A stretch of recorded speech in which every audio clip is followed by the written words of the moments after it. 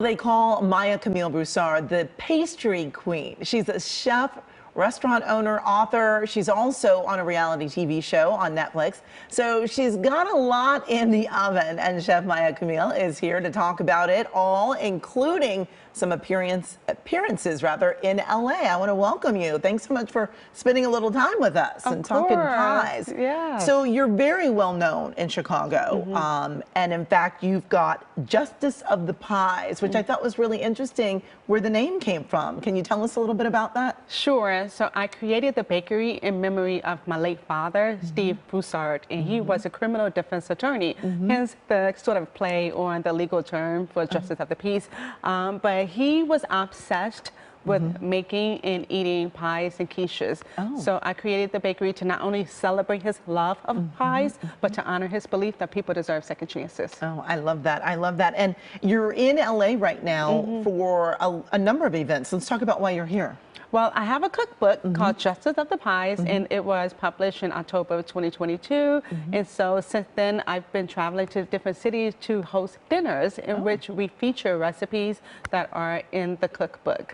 And so we're doing a dinner on Sunday, May 21st at Camp 4, which is a Michelin-starred restaurant. Yeah, and it's important to mention that you don't just do sweet pies, you do savory pies. Savory pies, quiches, tarts. The idea is that anything that's encased in a crust.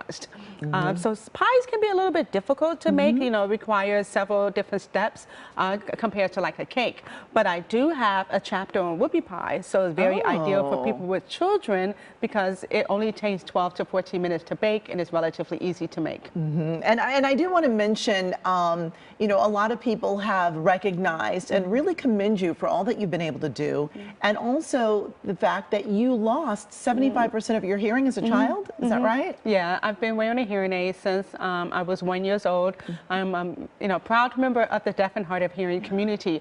And so with the visibility that I have, it's been very rewarding because people see me on Bass Squad or they see me talking to people like you, and they comment on how well I speak, and I explain that just because you have a disability doesn't mean you're unable. Exactly. Disabled doesn't mean unable.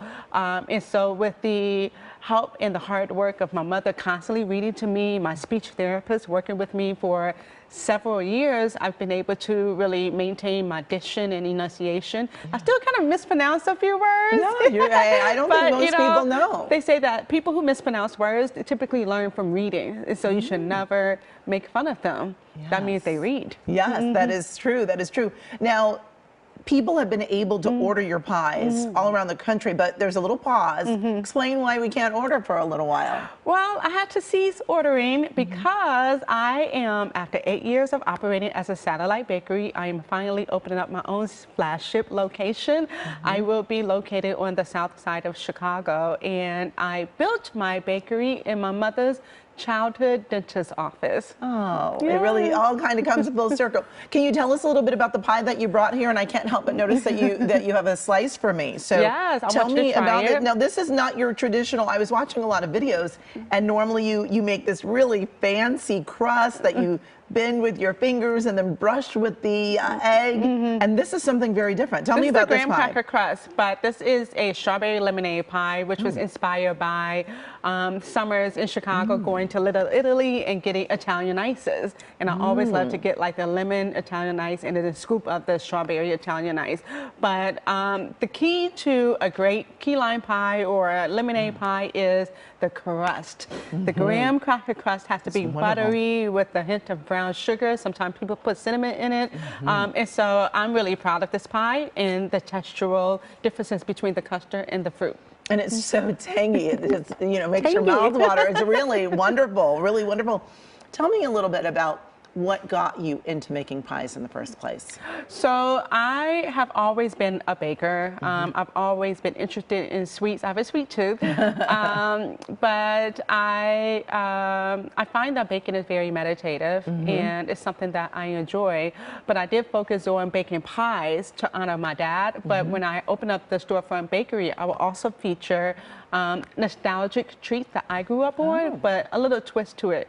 On Bass Squad, I am known for creating unorthodox flavors and flavor pairings, and that is something that I will continue when I open up to the public. Well, we are so happy that we'll have more opportunities to get this pie shipped over. It's really delicious. Thank you so much for joining us. And again, you can find more information about Maya-Camille's new store, her cookbook, and this weekend's events by just going to our website, kcalnews.com, and click Seen on TV.